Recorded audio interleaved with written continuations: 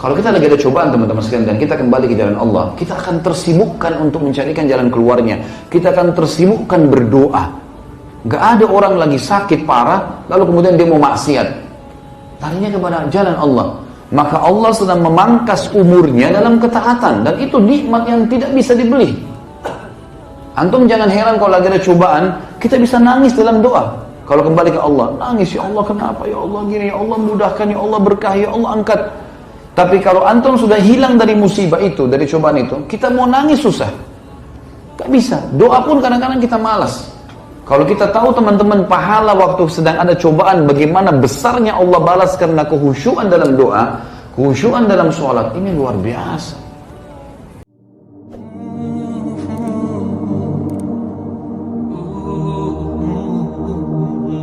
Jadikan sebagai pertolongan kalian dari semua masalah, kecil atau besar. Bis sabri was salat.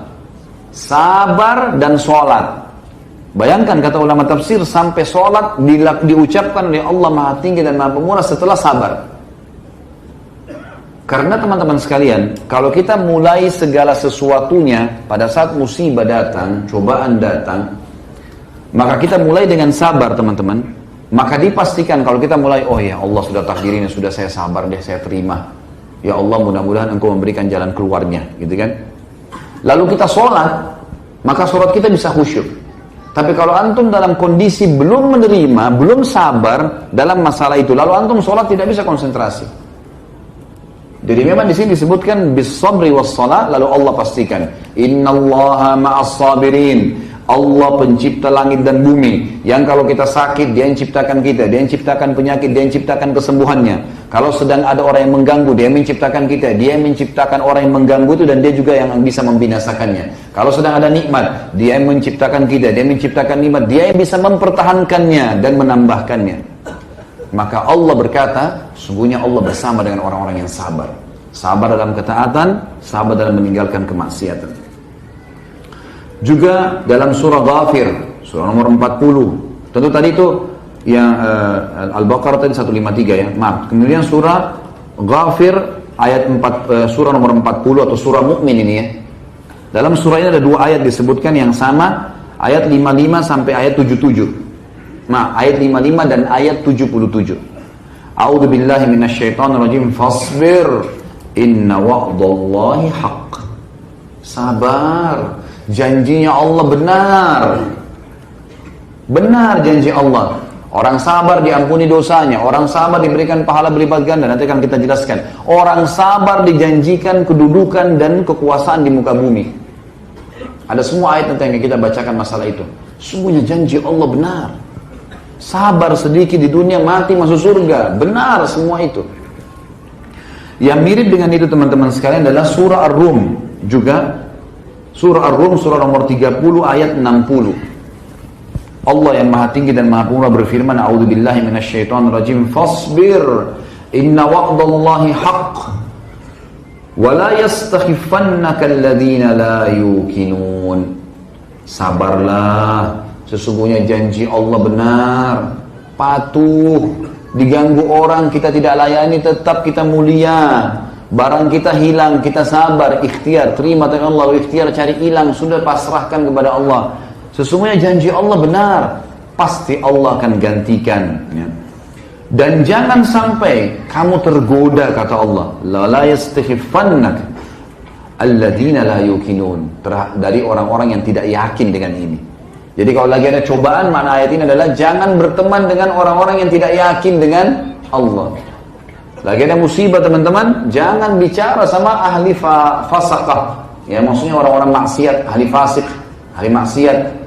Maka kita akan diajak sama dia ke diskotik, ke bar, ke maksiat, ke makan macam-macam. Makin buram. Ya. Tenggelam di lautan, makin ditenggelamkan. Bukannya malah dikeluarkan. Selanjutnya, dalil Al-Quran, surah Al-Insan. Surah nomor 76 ayat 24. A'udzu billahi minasyaitonir rajim. Fasbir li hukmi rabbika wa la tuti' minhum athiman aw kafura. Bersabarlah hai Muhammad. Surah Insan surah nomor 76 ayat 24 ya. Sabarlah, berpegang pada hukum Tuhanmu hai Muhammad, dan ajarkan kepada umatmu itu, Dan jangan pernah kau ikuti orang-orang yang berbuat dosa serta orang buat kekufuran. Gak usah ikuti, walaupun kau dibenci, walaupun kau dihukum, jangan ikut-ikutan sama mereka. Toh maksimal adalah mati. Ya. Kalau di dunia kita akan keluar dan akan diberikan kemenangan. Selanjutnya teman-teman sekalian adalah janji Allah Subhanahu wa Ta'ala terhadap hamba-hambanya yang sabar akan diberikan kedudukan di muka bumi, kekuasaan. Dia akan dikenal, dia akan punya kedudukan, tapi melalui sabar dulu. Dikatakan dalam surah As-Sajdah, surah nomor 32 ayat 24, A'udzu billahi minasyaitonir rajim, wa ja'alna minhum a'immatan yahduna bi amrina lamma sabaru wa kanu bi ayatina yuqinun. Dan kami jadikan mereka sebagai a'immah, pemimpin-pemimpin yang akan menjalankan petunjuk-petunjuk kami di muka bumi sesudah mereka sabar dan mereka yakin dengan ayat-ayat kami. Jadi teman-teman, kalau kita lagi dicoba, diuji, lalu kita kembali ke jalan Allah, iman kita makin kuat. Nanti setelah itu Allah kasih antum kedudukan, dikasih jabatan, dikasih harta, dikasih pasangan, dikasih keturunan. Datang cobaan seberat apapun setelahnya, kita akan tahu bagaimana menghadapinya. Juga Allah Subhanahu wa Ta'ala memuji orang-orang yang sabar. Seperti misalnya surah Ibrahim.